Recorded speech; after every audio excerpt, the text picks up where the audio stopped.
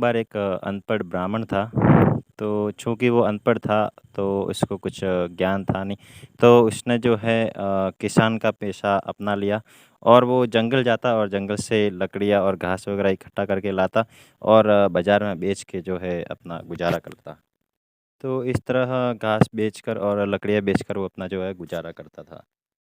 तो एक बार वो जंगल गया और जंगल में जाके देखा कि एक बहुत ही अच्छे जंगल में बहुत ही तुलसी का जो है पौधे लगे हुए बहुत सारे। तो जैसे उसने तुलसी को देखा तो उसने सोचा कि ज़रूर ये जो है तुलसी अगर मैं मंदिर में जाके वहाँ के पुजारियों को दूँगा तो मुझे अच्छी आमदनी हो जाएगी।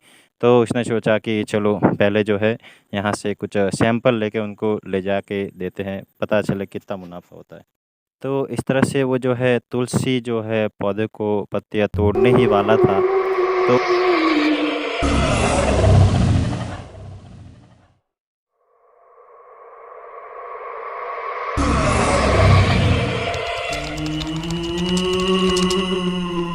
उसी क्षण जो है उसका जो जीवन का जो समय था वो ख़त्म हो गया। उसका जो कर्म थे वो ख़त्म हो गए। तो जो यमदूत है, यमदूतों ने कोबरा साँप को निर्देश दिया कि अभी जाओ और जल्दी से जाके उस ब्राह्मण के प्राण हर लो। क्योंकि उसका जन्म ब्राह्मण कुल में हुआ है, लेकिन उसने ब्राह्मण के कर्तव्य नहीं निभाए, तो उसको जल्दी जाओ पकड़ो। और तुलसी को हाथ में लेने से पहले उसको डस लो, ताकि ये जो है अपने जो है अधिकार क्षेत्र में आ जाए। अन्यथा अगर तुलसी का हाथ लगा लिया तो ये जो है अपने अधिकार क्षेत्र से बाहर चला जाएगा। तो जो है कोबरा जितना जल्दी हो सके उस ब्राह्मण के पास में जाने लग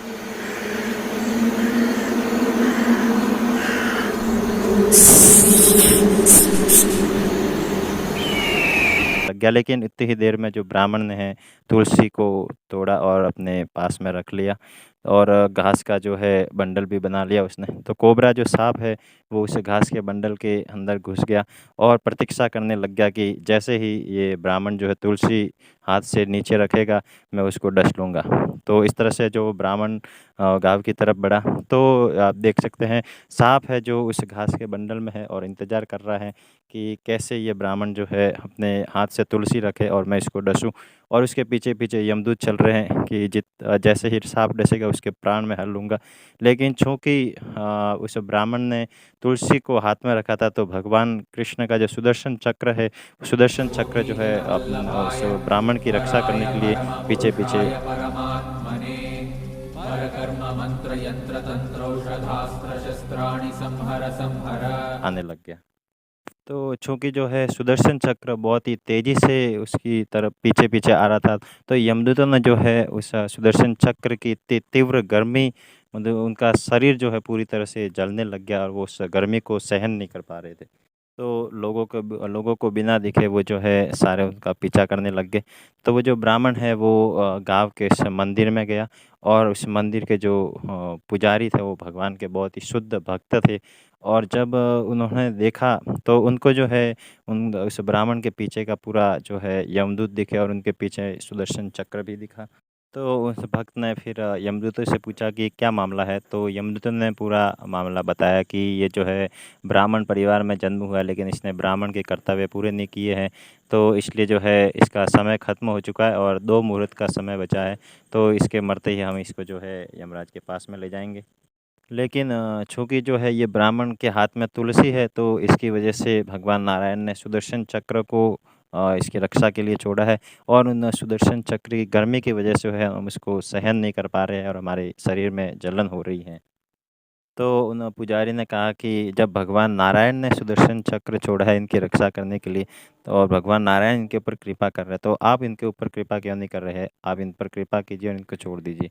तो यमदूतों ने कहा कि नहीं, हम भौतिक नियमों से बंधे हुए हैं और जो जैसा कर्म करता है उसके अनुसार हमको उसको ले जाके यमराज को सौंपना पड़ता है। तो इस तरह से जो वो बातें करने लग गए। तो उस भक्त ने फिर यमदूतों से पूछा कि आप ही कृपा करके मुझे बताइए कि मैं इसकी रक्षा कैसे करूं? तो यमदूतों ने बताया कि आप जो है ये तुलसी पत्र लेके भगवान विष्णु को चढ़ाइए, भगवान विष्णु की पूजा करिए और भगवान विष्णु को प्रसन्न करिए और वो ही डिसाइड करेंगे कि इसकी मृत्यु होगी या नहीं होगी। तो वो जो भक्त है वो भगवान वही विष्णु के पास में गए और उन्होंने बहुत ही दिल से भगवान को तुलसी अर्पण करी और भगवान की तुलसी से अर्चना की। तो जो यमदूत है और उस ब्राह्मण के पुजारी के बीच में जो वार्तालाप हुआ, तो उसमें बताया कि अगर कोई व्यक्ति जो है भगवान की पूजा तुलसी से करता है, क्योंकि भगवान जो है तुलसी में निवास करते हैं, तो जो है तो वो व्यक्ति चाहे कितना ही पापी हो अथवा पुण्यवान हो, उस व्यक्ति जो है उसको हम जो है पकड़ के यमराज के पास में नहीं ले जाते हैं, वो सीधा जो भगवान के धाम को चला जाता है। यमदूतों ने कहा कि हमको पता नहीं कि भगवान नारायण को तुलसी इतनी प्रिय क्यों है, ये हमारे लिए एक अनसुलझी पहेली है।